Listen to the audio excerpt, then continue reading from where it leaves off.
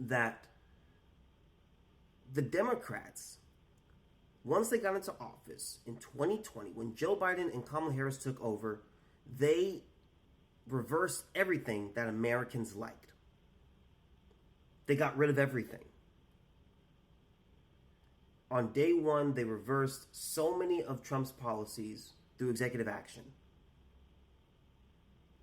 Okay, that's probably not the smartest thing if you want to keep your own side, because people didn't like Trump. They liked his policies, they just didn't like the guy. But they first get in and they say, you know what? Let's undo what he did. If Democrats had just honestly stolen his policies and just kept his stuff in place and did nothing, Democrats would have won this in a landslide. But they didn't. They wanted to be the antithesis to Donald Trump. That's what Joe Biden and Kamala Harris wanted to be. And they paid the price heavily last night. They paid the price heavily. You couldn't have told me Trump would ever win the popular vote, and he did. You couldn't have told me that. You could have told me that he was going to win in 2024. I figured he would win in 2024. I didn't think he would win the popular vote. What that shows is they are wildly unpopular. The Democrats are wildly unpopular because they were a terrible administration. Joe Biden and Kamala Harris brought destruction, decay, and just terrible policy, domestic and foreign, to the United States. That's what happened. They're not a good administration. Again, only 28% of the nation actually thinks that we're on the right track. 28%. And if you think you can win with that, you do not know politics, my friend. You don't know history. If only 30% of the crowd is applauding you and the other 70% is booing you and jeering you and throwing tomatoes at you, you're not well liked. That's the amazing thing about the media. The media, and also, I'm going to get into them in a second. The media said, no, they're doing such an amazing job. This administration is historic, which is true. They were just historically bad. They're just so wonderful. They've done so much good, and the country's back on track. No, they're not. No, they didn't bring us back on track. They're a wildly unpopular administration. No one likes Joe. No one likes. They just don't. They just don't. Kamala Harris was talking about turn the page, turn the page. Gwen Walls, turn the page 87 million times. Turn the page, turn the page, turn the page, turn the page, turn the page. Turn the page. Turn from the page that you wrote? Kamala? You and Joe wrote the page and you say, let's turn from it, and you're going to be on the next page? I don't even want to turn the page. I want to take the book, I want to light it on fire, I want to turn the furnace on, and I want to throw it in the furnace, and then I want to destroy the furnace afterwards. That's what I want to do with the book. Turn the page, turn the page. No, we don't want you at all.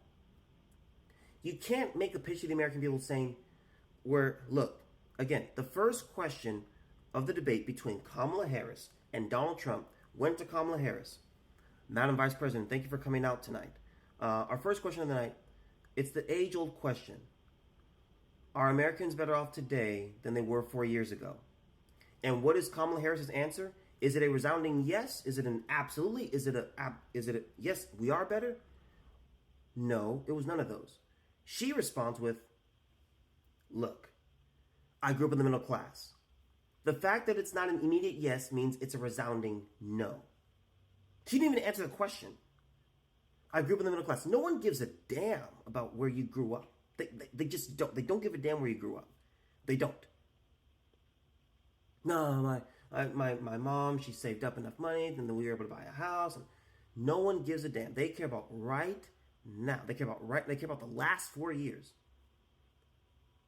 And Kamala Harris can't argue that things are good.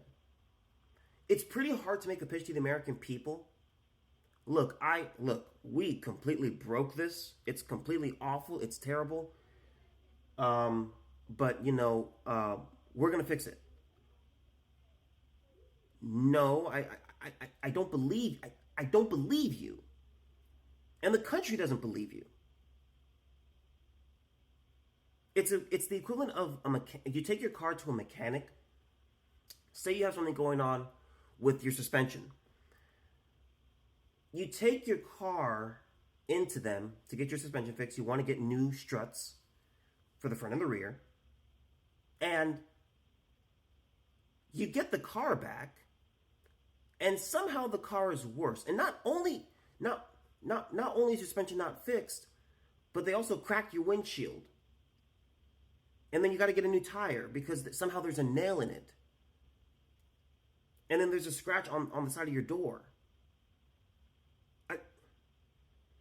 And he says, "Oh my God, look at what happened. Look, hey, look. I know it's broken, but I can fix this. Let's turn the page. Let's move on. We can fix it." Why would I trust you to fix the thing that you destroyed? It's not going to happen. No way. That is why they lost. That's why they lost. Now, the media. The media does not have the hold and the weight and the power that they did back in 2020 and 2016. The media is not trusted. The trust in legacy media is at an all-time low. The Joy Reids of the world, the CNNs of the world, the Dana Bashes of the world, the Rachel Maddows, Anderson Cooper, Joe Scarborough. It doesn't work. It doesn't work. You've lied to the American people for far too long. He's going to do this, he's going to do this, he's going to do this, he's going to do this, he's going to do this. Too much lying has gone on. If the media would just, and here's watch in the next few days. Pay attention. I actually encourage you, watch mainstream media right now. Until Trump gets in, I want you to watch. Watch what they say. They're going to look at the American people and say, what is wrong with the American people? Because they can't blast the Electoral College this time because he won that. But they say, well, what about the popular vote? Well, he won the popular vote. So they're going to say that you, Americans, you're the problem. That's what it's going to be. It's not going to be, they have no self-awareness at all. They have zero, or they just don't care. They believe they can say whatever they want to you. They can cry wolf as many times as they want, and they expect you and they demand that you believe them, even though there's no wolf. And when there is a wolf, they say, no, there is no wolf. You can't keep lying to people over and over and over and over and over and over and over and over and over and over and over and over and over and expect people to believe you. You can't. If they just told the truth 50% more often, their ratings would be a lot better. The left-wing legacy media has no credibility. They just don't. Democrats who watch them because it makes them feel good. It reinforces their thinking. It reinforces their position. And they like hearing what they believe. That's who's watching the legacy media. That's the reason. They're not doing it to learn. They're not doing it to stay informed. Because there are things that you should know that they don't tell you, and there's things that are not true that they just make up. The Hunter Biden laptop. Russian disinformation. Russian misinformation. That's not real. It's not true. No, don't even pay attention to that. And then it turns out to be true. You can't keep lying to people over and over and over again and expect people to trust you. You're not going to hold that weight anymore. They're not going to listen to you. I can't come on this podcast. I don't have a large audience compared to these other platforms, but I can't come on this podcast. Imagine I had a big audience. Let's say I had 1 million people listening to me.